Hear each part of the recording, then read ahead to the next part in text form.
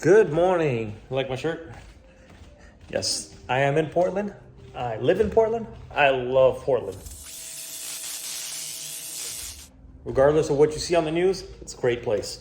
So, first and foremost, let me say, on my last video, you guys said that it was clickbait. You were right. You called me out on it, and I'm sorry. I won't do that again. I apologize for the clickbait. It's true. I thought it was a good idea at the moment. It's like, you know what? Let me put this video and I'll say, hey, I haven't changed my oil in 4 years. Everyone's going to click on it. That was a terrible idea. I'm sorry. That won't happen again. Moving on. So yesterday I was driving to Home Depot in my car. Yes, I drive my Porsche to Home Depot. I drive it to the dollar store. I drive it to the grocery store. I drive it everywhere. So we were driving to Home Depot. And as I'm pulling in the parking lot, I get a check engine light. And I was like, oh, okay, that's weird. And the car was running fine. No issues. Didn't feel funny. Whatever. Let me turn it off. Go inside. I'll come back and I'll scan it. I always have my scanner with me. Excuse me. So I scanned the car and I had some fault codes. These two faults in particular, right here on the screen. So P0172 and P0175, and they're a leak. On my case, they say too rich. I know I've read on some forums and some other places that other people have got it say too lean or something like that. So kind of thinking back of what I have done with the car and what are my symptoms. So first of all, morning dogs. She's broken. Dogs are doing their thing. They already had breakfast, so they're just chilling. So a symptom I have had for a while. Actually, this is this is the first time I've had a fault code related to the symptom I'm having. I haven't had any faults with my symptom, but I'll tell you the symptom here in a second. So the symptom I have had is, put that up there. When I'm off throttle, when I'm driving, and I get off throttle, low RPM, below 3,000, usually even below 2,000. I'll get a little hesitation. So what I've done to try to fix it, and this has happened for the last few months, and what I've done to try to fix it is, first thing I did was I replaced the throttle body. Only because I checked my throttle body and had a little bit of play in it. That did nothing. The car behaves exactly the same. So replacing the throttle body was completely useless. By the way, if someone needs a throttle body for a Porsche 911, an 83 millimeter throttle body, hit your guy up. I have an extra one now. So the throttle body, no change. So it means my throttle body was good. It was perfectly fine. There was nothing wrong with it. So next, I changed the coil packs and plugs. I had already changed the plugs last year, and I was talking to a Porsche mechanic at the Porsche Cars and Coffee, and they said, hey, you should change plugs. And I said, I thought my generation, the 997.2, the second generation 997s, didn't have the issue. They said they don't, but coils are 14 years old. They get a lot of heat cycles. I was like, good point. So I changed my coils and plugs again. And I should say I changed the plugs again and changed the coils this time. No change. Car drives exactly the same. Might have improved a tiny bit. Didn't change. So they also said mass airflow sensor. So what the hell? Threw a mass airflow sensor in it, and it drives better. It's a little bit better, but it's not fixed. Now, mind you, all this time has happened. I have had no fault codes, no errors, nothing. All I have is a little off the throttle, a little hesitation. And above 3,000 RPM, we're just driving, highway driving, car drives perfectly fine. And once it warms up, it drives perfectly fine. Only does this when it's cold. Once the engine is, warm, hot temperature, whatever, normal operating temperature, I guess, I have no issues. And yeah, I really have no issues. Once in a while, when it's hot, I'll feel the off throttle, a little hesitation, but almost never. Highway speeds and high RPM, car runs and drives great. My idle is perfect. I have no issues with the idle. When I first turn it on in the morning and it's a cold start, of course it revs up, and then as it comes down, the idle hunts for a second, and then it settles. And when it settles, it idles perfectly.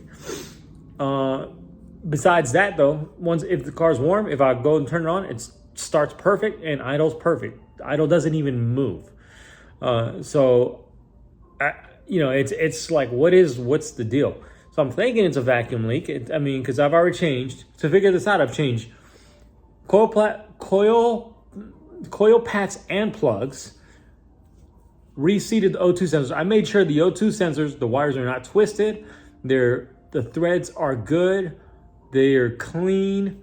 O2 sensors, the tips of them looked perfect. They did not look messed up at all. There's no carbon buildup on them. All the holes were fine. I didn't dig into them. I didn't mess with them. It looks great. So the threads were great. I can look with this O2 scan tool and I can do an O2 test on it, and they pass the test every time. So I think the O2 sensors are fine. They're seated perfectly. They're not crooked or anything. The threads were good. The wires aren't twisted. So I don't think that's the issue. And I don't have an O2 fault code. So I could be wrong, but I don't think that's the issue. So, back to my point, because I got off track. So I've changed coils and plugs. I've changed throttle body. I've changed mass airflow sensor and the mass airflow and throttle body gaskets. Cleaned the air filters. Cleaned the air box itself. Replaced the changeover valve. And I still got this little bit of a hesitation, but now at least I have these two fault codes, 172 and 175. So what we're gonna do today is we're gonna do a little arts and crafts at the beginning. We're going to make our own homemade smoke machine. But anyways, let's go to the garage here. I've got my coffee to wake my butt up because I'm half asleep. And let's go to the garage and make the DIY tool here for or DIY smoke machine. All right, so this is what you need for the coffee, obviously. You need a glue gun, a jar, glass, not plastic, this is gonna get hot, with a metal lid that you can drill through, an old sock, some baby oil, an old soldering iron, and this is for later. So this is how we're gonna make our smoke machine. What you do is, you're gonna cut the sock up. You don't have to cut it into little pieces, just cut like a few pieces, put in there. I could probably not even cut it, just throw it in there. And then you're gonna put 3 holes in here. 3 holes are gonna be because you're gonna put this one in the middle. You're going to, I'm jumping way ahead. Let me start over, because that was terrible. I'm trying to explain how to make this DIY smoke machine, and I'm messing it up. So let me just show you the parts you need.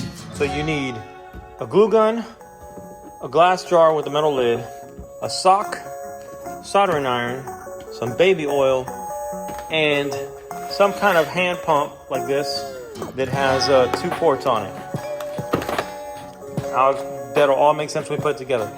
Empty coffee cup, you don't need. That means I drank my coffee and I'm wide awake now. You also need a drill with a drill bit. The drill bit's too small, but we'll make it work. I broke my other drill bit when I was doing the bumper delete. All right, so basically, I was gonna show you how to put this together, but I was doing a really crappy job. So what I'm gonna do is I'm gonna link the video of the person who did do this, and they did a way better job at explaining this than I did. Let me show you what I have, and it's already smoking, and actually it seems like it's gonna work great. So I have soldering iron, drilled and glued. I drilled 3 holes, glued the soldering iron to the lid on both sides, here and on the other side.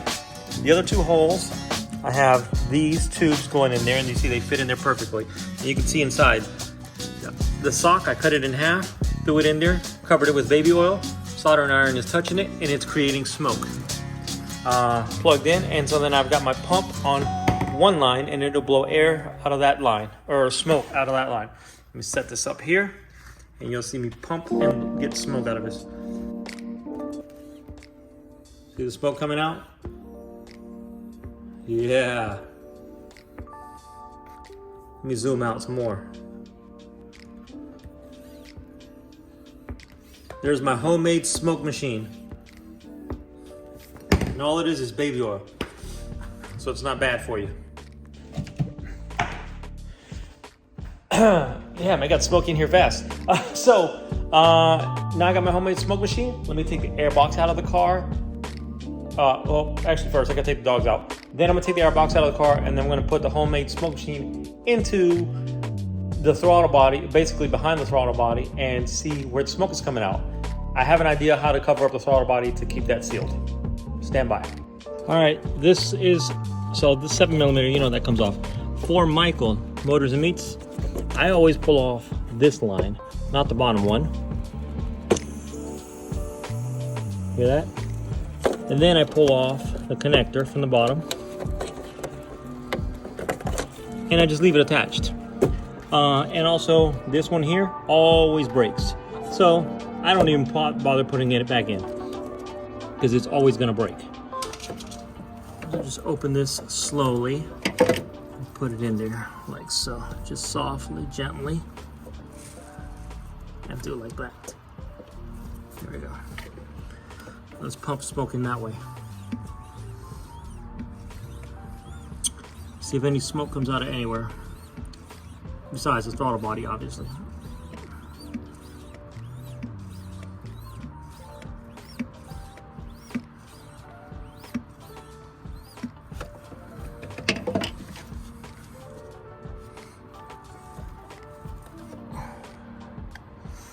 I don't see anything. I don't see anything yet.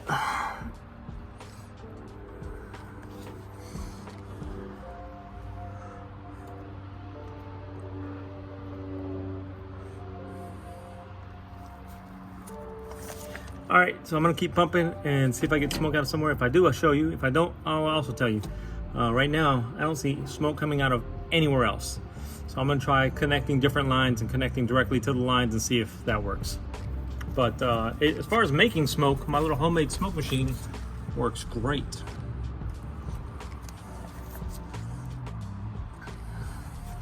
It's making good smoke. Just not coming out anywhere else, which is good, but it's bad because I don't know what the hell else is wrong with the car. All right, so I plugged the throttle body with a glove. You can see it's holding pressure, and I've got the line tapped into where that one line comes off of this vacuum over here. Can't remember what that's called, but I can pump smoke, and you can see there's no leaks anywhere. A tiny bit of smoke comes out of there. That's just because that fitting's loose, but there's no leaks on the intakes. There's no leaks on any of these vacuum lines. This vacuum line here, it's not leaking. Like, I have no damn idea where the hell this leak is coming from. No clue. All right, so I'm pumping up the glove. Well, pumping up the system. And I'll put on a light back here so you can see. There's no leaks anywhere. There's no smoke anywhere. And you can see there's smoke right there where I'm pumping it. And the glove is still inflated. And if I look around the car, I see no leaks. There's no smoke. There's a valve all the way in the back of the back of the plenum, and that's not smoky. Looking in the intake on the right side, nothing.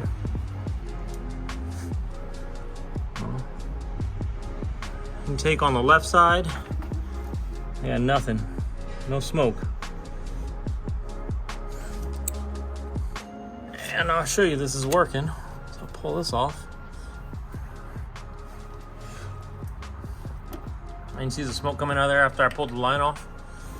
Watch. Look at all the smoke that came out of there. So I know it's working. All right, so now I've got this tapped right into the vacuum line that goes to that changeover valve. You see the little bit of smoke coming out of here, but there's no smoke anywhere. Where the hell is my vacuum leak? It makes no damn sense. None.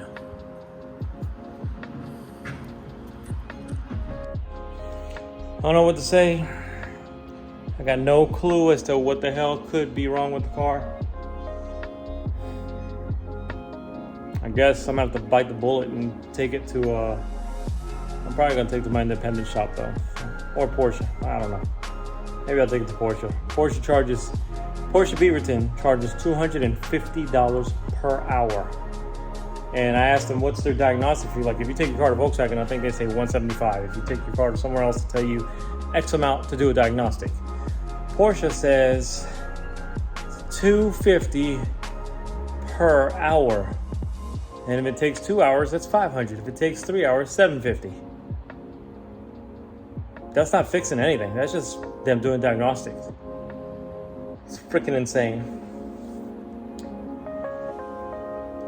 If you know, let me know. I have no freaking idea what the hell's wrong with the car right now.